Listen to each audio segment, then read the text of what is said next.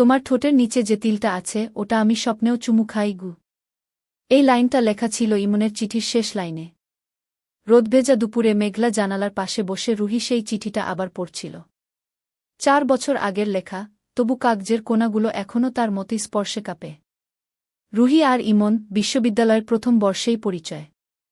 একটা বইয়ের পাতার মাঝে রাখা গোলাপ তাদের বন্ধুত্বের সূচনা, আর ল্যাবের অন্ধকার কোণায় চোখে চোখ রাখা হৃদয়ের কাঁপুনি ছুঁয়ে গিয়েছিল গভীরে। একদিন বৃষ্টি হচ্ছিল। ছাতার নিচে ইমনের কাঁধে হেলান দিয়ে রুহি বলেছিল, আমার ভেতরে তুমি গলে যাচ্ছ, বুঝতে পারো? ইমন হেসে বলেছিল, তোমার শরীর থেকে যে ঘামের গন্ধ আসে সেটা আমার কাছে সুরভিউ।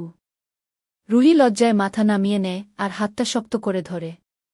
তাদের ভালোবাসা ছিল শরীরের চেয়েও গভীর, তবে শরীরও একদিন নিজেকে চায়। এক বিকেলে শহরের বাইরে একটা রিসর্টে ক্লাস ট্যুরে গিয়েছিল তারা।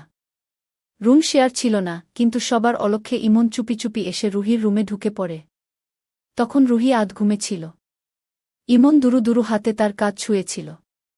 রুহি চোখ মেলে বলেছিল, ভালোবাসো? ইমন বলেছিল, তোমার ত্বকের প্রতিটি ছোঁয়া আমি মুখস্থ রেখেছি গ। সে রাতে প্রথমবার তারা দুজন মিশে গিয়েছিল একে অপরের শরীর আর মনের মাঝে। বিছানায় ছড়িয়ে পড়া চুল, কাঁপতে থাকা ঠোঁট, আর নিঃশ্বাসে গন্ধ মেশা ভালোবাসা। রুহির মুখে তখন একটাই শব্দ, থেমো না। এমন ভালোবাসা চাই আমার। প্রতিদিন এই অনুভবের পর দিনগুলো বদলে যায়। ক্লাস, পরীক্ষা, জীবন, সব কিছুর মাঝে তারা লুকিয়ে রাখে এই গভীর সংযোগ। কিন্তু সময় সহজ ছিল না। ইমনের পরিবার বিদেশে সেটেল করার চাপ দেয়। রুহিকে না জানিয়েই সে একদিন উধাও হয়ে যায়। শুধু রেখে যায় কিছু চিঠি।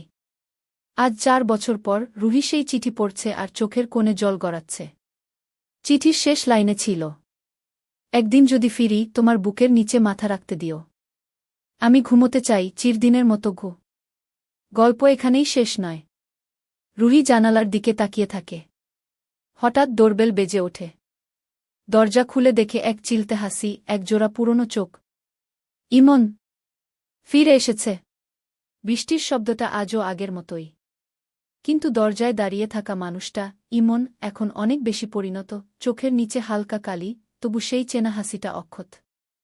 রুহি দরজা খুলে অনেকক্ষণ চুপ করে দাঁড়িয়ে থাকে। ইমন শুধু বলে, তুমি কি এখনও আমার ঘুম চাইবে? রুহির গলা শুকিয়ে আসে। হঠাৎ বলে ফেলে, তুমি আসবে বলে জানালার পর্দাটা এতদিন খোলা রাখতাম গো। ইমন আর কিছু না বলে ব্যাগটা নামিয়ে রাখে। ঘরের ভেতরে ঢুকে চারদিক দেখে। আগের মতোই সাজানো, ছোট্ট বইয়ের তাক, সাদা চাদর, জানালার পাশে নীল পর্দা। শুধু বালিশটা এখন একাই শোয়। রুহি ধীরে ধীরে ইমনের দিকে এগিয়ে এসে বলে, তুমি চলে যাওয়ার পর আমি কাউকে আর ঘরে ঢুকতে দিইনি গে। ইমন ফিসফিস করে, তুমি কি জানো সেই রাতে আমি তোমার গায়ের গন্ধটা জামায় মেখে নিয়ে গিয়েছিলাম গো। তাদের মাঝের দূরত্বটুকু যেন ভেঙে পড়ে, দুটো মানুষ আবার একে অপরের ছায়ে ঢুকে পড়ে। ইমনের ঠোঁট এসে ছোঁয়ে রুহির কপাল, গাল। রুহি বলে, এবার থেমো না। আমি 4 বছর ধরে অপেক্ষা করেছি এই স্পর্শটার জন্য। ইমন তাকে বুকের মধ্যে জড়িয়ে ধরে। হাত তার কোমরের পেছনে ঘুরে আসে। একটা দীর্ঘ নিঃশ্বাস কাঁপানো চুমু। তারা একসাথে বিছানায় বসে। রুহি বলে, আমার শরীরে তুমি যেভাবে ছুঁয়ে গিয়েছিলে আমি আজও মনে রেখেছি গু। ইমন কানে কানে বলে, তোমার প্রতিটি শ্বাস আমার কাছে প্রতিজ্ঞা। আজ আমি ফিরেছি আর যাব না গি। সেই রাতে আবার তারা একে অপরের হৃদয়ে, চামড়ায় আর নিঃশ্বাসে মিশে যায়।